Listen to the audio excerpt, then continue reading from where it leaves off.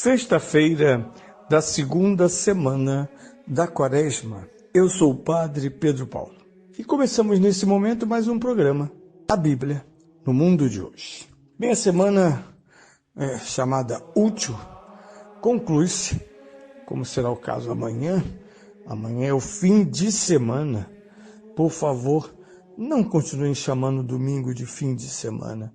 Ao menos nós católicos temos que ter essa consciência límpida de que o domingo é o primeiro dia da semana. A nossa semana não começou na segunda-feira. Já a palavra diz que é segunda-feira.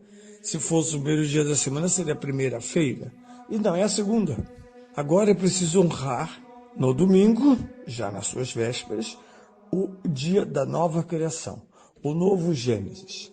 A ressurreição de Cristo celebrada no centro de cada domingo é já, graças à sacramentalidade da Igreja, a realidade antecipada do futuro, quando todos julgados serão renovados para a vida eterna, ou muitos para o inferno sem fim. Hoje, como todas as sextas, antecipamos o nosso olhar e vamos em busca deste terceiro domingo da Quaresma, acompanhados pelo grande Evangelho de São Lucas. Por isso este ano é chamado Ano C, só recordando que o Ano C é a conclusão de um ciclo trianual. O Ano A, dedicado aos 28 capítulos de São Mateus, o Ano B, dedicado aos 16 capítulos de São Marcos, e o Ano C, dedicado aos 24 capítulos de São Lucas, no qual estamos celebrando até novembro deste ano de 2025. Trata-se do Evangelho de São Lucas, capítulo 13, 1 a 9. Naquele tempo, vieram contar a Jesus que Pilatos mandara derramar o sangue de certos galileus, juntamente com os das vítimas que imolavam. Jesus respondeu-lhes: julgais que por terem sofrido tal castigo, esses galileus eram mais pecadores do que todos os outros? Eu vos digo que não.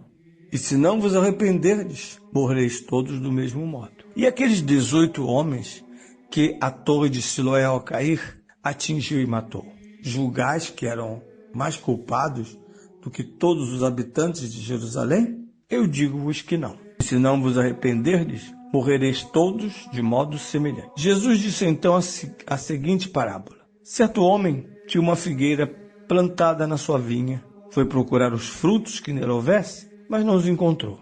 Disse então ao vinhateiro: há 3 anos que venho procurar frutos nesta figueira e não os encontro. Deves cortá-la, porque não há de estar ela a ocupar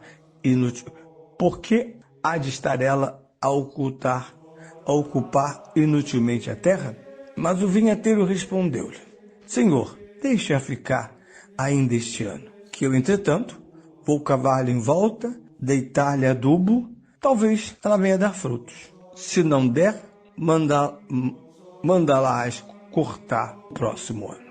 Veja um belo evangelho. Aliás, chamar o evangelho de belo é uma tolice, porque se existe beleza é na pessoa, no mistério de Cristo, nas suas palavras, na sua ação e no seu próprio mistério de encarnação redentora, morte e ressurreição. Mas vamos lá. Qual é a palavra-chave que vai nos acompanhar nessa terceira semana a partir desse evangelho? Se não vos converterdes. Vamos falar sobre isso? E o que temos? Um texto, na sua primeira parte, que vem mostrado, radicalizado, na figura de uma figueira estéril, aparentemente. A busca de frutos na figueira trouxe frustração e raiva. Na primeira parte, 2 eventos terríveis chamam a atenção da população e Jesus, por 2 vezes, ele é o intérprete da história. Eu tenho muita pena quando eu vejo a teologia, ou melhor, setores da teologia ainda, procurando no marxismo referências para interpretar a história. e ensinando a leigos a dizer, bem, tem que conhecer o contexto histórico do texto, como se o contexto fosse composto exclusiva ou principalmente pelos aspectos necessariamente inerentes à história, que são os eventos humanos. Não é possível fazer teologia histórica, que é própria do judeu-cristianismo, sem a noção de história da salvação. Para entender mecanismos sociais, nem acho que seja mais o caso de utilizar essa versão fracassada do marxismo. Mas há quem ainda acredite nesse tipo de coisa. Até porque há algumas fórmulas fixas que facilitam e diminuem a trabalheira de distantes destas sociedades interpretar-lhes corretamente a mentalidade. Então é preciso, de certa maneira, exportar do presente categorias que se enquadrem, nem que seja força, no passado. O ambiente historiográfico chama de anacronismo, conta o tempo. Pensar de modo rigoroso que as sociedades do passado elas possam ser interpretadas correta e, de fato, de modo mais perfeito, pela simples transposição de contextos.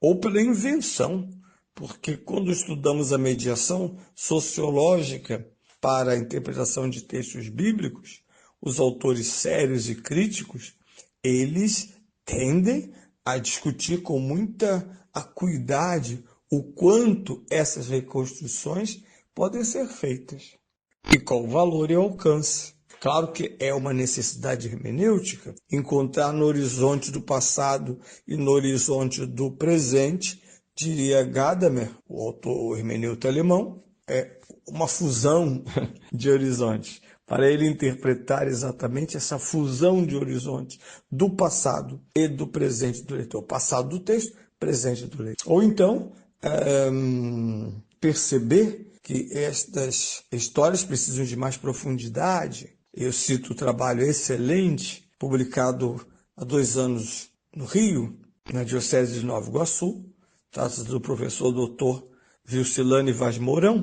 Ele, na PUC, em 2002, defendeu a sua dissertação de mestrado em Bíblia, no Departamento de Teologia, sobre a primeira carta de São Pedro, um aspecto que é a eleuteria, livres, mas como doulos tu theou, livres, mas escravos de Deus, servos de Deus. E, num primeiro momento, foi necessário que discutíssemos em profundidade quais eram as condições para dar às ciências sociais lugar contributivo, está lá no documento a interpretação da Bíblia na Igreja, como abordagem sociopolítica, uma visão para que a atualização que é própria da hermenêutica se fizesse de modo correto. Bem, há mais cuidados e mais senões do que esse aparente otimismo de autores da teologia que, apropriando-se dos 3 passos que eram básicos como intuições na ação católica, período saudoso e que precisa de novos espaços de renascimento, ver, julgar e agir. Bem, ver não é nada simples, sobretudo se nós quisermos ver o passado como uma simples imposição do presente. Bem, Jesus é hermeneuta dos fatos. E ele dirá, e assim concluo, não é bem assim. Eu vos digo que não, por 2 vezes. E ele vai interpretar corretamente essas 2 tragédias e concluir o seu evangelho com essa bela e violenta parábola.